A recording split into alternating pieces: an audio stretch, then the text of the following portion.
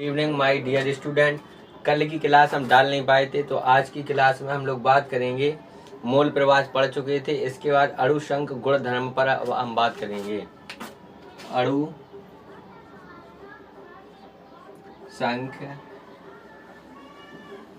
गुण धर्म किसे कहते हैं? तो किसी बिलियन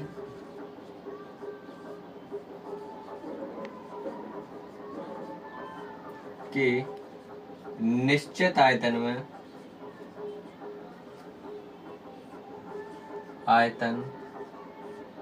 में उपस्थित निश्चित आयतन में उपस्थित विलय के अणुओं की संख्या अणु संख्य गुणधर्म कहलाता है। ये कितने प्रकार से करेंगे? सर 4। परासरण दाब,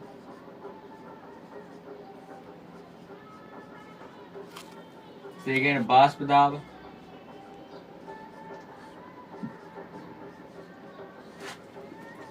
थर्ड क्वथनांक का उन्नयन,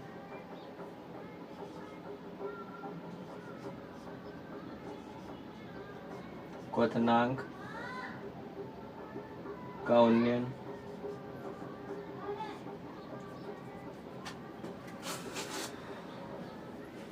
और फोर्थ हेमांक का अवनमन। हेमांक का अवनमन।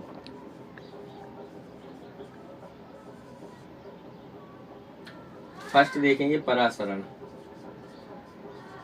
परासरण परासरण हम किसे कहते हैं? परासरण किसे कहते हैं? तो परासरण में क्या होता है, जब कोई विलयन अर्धपारगम झिल्ली के द्वारा तनु विलयन से सांद्र विलयन की ओर प्रवाहित होता है, उसे हम क्या कहते हैं? परासरण कहते हैं। किसे कहते हैं परासरण? जब कोई विलयन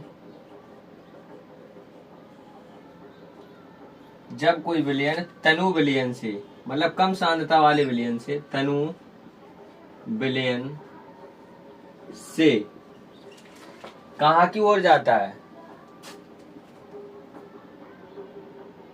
सांद्र विलयन की ओर। सांद्र विलयन की ओर स्वतः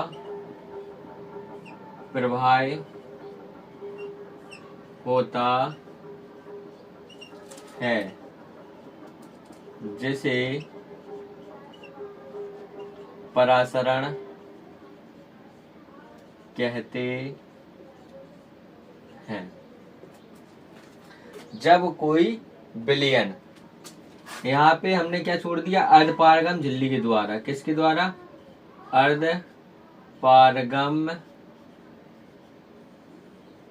झिल्ली के द्वारा। किसके द्वारा? अर्धपारगम झिल्ली के द्वारा। तो परासरण किसे कहते हैं? जब कोई विलयन अर्धपारगम झिल्ली के द्वारा तनु विलयन से सांद्र विलयन की ओर स्वतः प्रवाह होता है, उसे हम परासरण कहते हैं। तनु विलयन किसे कहते हैं? अच्छे जानते हैं, जिसमें विलय की मात्रा कम हो, और सांद्र विलयन जिसमें विलय की मात्रा अधिक हो। तो जो इसमें कम मात्रा होगी विलय की, वो अपने आप किसकी ओर जाएगा? सांद्र विलयन की ओर, क्योंकि सांद्र विलयन में क्या विलय की मात्रा अधिक है, तो कम वाला अधिक की ओर अपने आप स्वतः प्रवाह होने लगता है। किसके द्वारा? अर्धपारगम झिल्ली के द्वारा। अर्धपारगम झिल्ली क्या होती है? वे झिल्ली जिसमें विलायक के कण तो निकल जाते हैं, लेकिन विलय के कण नहीं निकलते हैं। विलायक मतलब जल के कण क्या होंगे? निकल जाएंगे, लेकिन विलय के कण नहीं निकलेंगे। अब इसके बाद अगर पूछा जाए परासरण के प्रकार कितने होते हैं, तो जो परासरण है ये दो प्रकार का होता है। परासरण कितने प्रकार का होता है? दो प्रकार का होता है।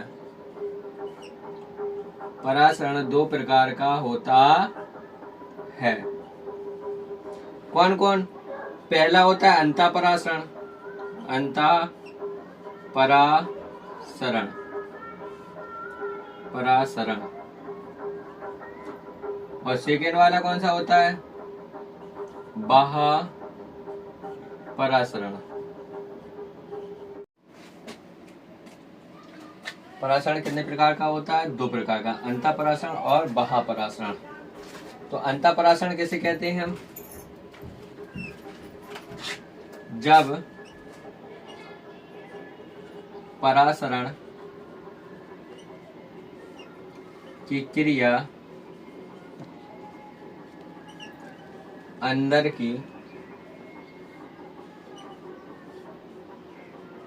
ओर होती है, जिसे अंतः परासरण कहते हैं। जैसे एक बीकर लिया, इसमें जल भर दिया, क्या भर दिया? जल, और एक किशमिश डाल दी।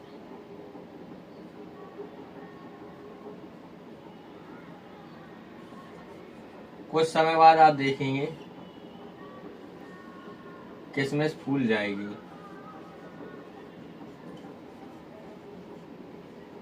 किशमिश क्या होगी? फूल जाएगी। एग्जाम्पल है, अगर आप किसी किशमिश को जल में डालेंगे तो फूल जाएगी। उसमें जो परासरण की क्रिया है कहाँ की ओर हुई? अंदर की ओर, क्योंकि किशमिश के अंदर देखो बढ़िया गाढ़ा पदार्थ होता है, लिबलिबा सा, तो वो शांत विलयन हो गया। और ये विलायक है, तो ये किसकी ओर? अंदर की ओर प्रवाहित होगा, और किशमिश क्या हो जाएगी? फूल जाएगी, जिसे हम क्या कहते हैं? अंतःपरासरण कहते हैं। इसी प्रकार से बाह्य परासरण हो जाता है। तो बाह्य परासरण किसे कहते हैं? जब परासरण की क्रिया बाहर की ओर होती है। कहाँ की ओर होती है? बाहर की ओर होती है, जैसे हम क्या कहते हैं? बाह्य परासरण कहते हैं। क्या कहते हैं?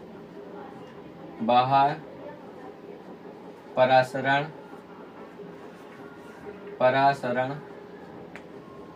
कहते हैं। यहाँ क्या होता है? हमें चाशनी लेनी होगी। अभी जल लिया था हमने, अब क्या लेंगे? चाशनी।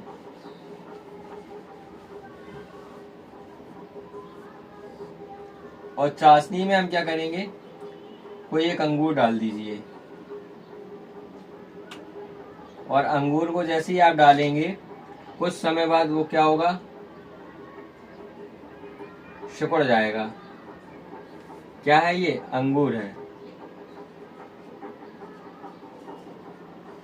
और अंगूर कैसा हो जाएगा? सिकुड़ जाएगा। तो जो अंगूर के अंदर का जो मटेरियल्स था वो कहाँ? बाहर की ओर गया।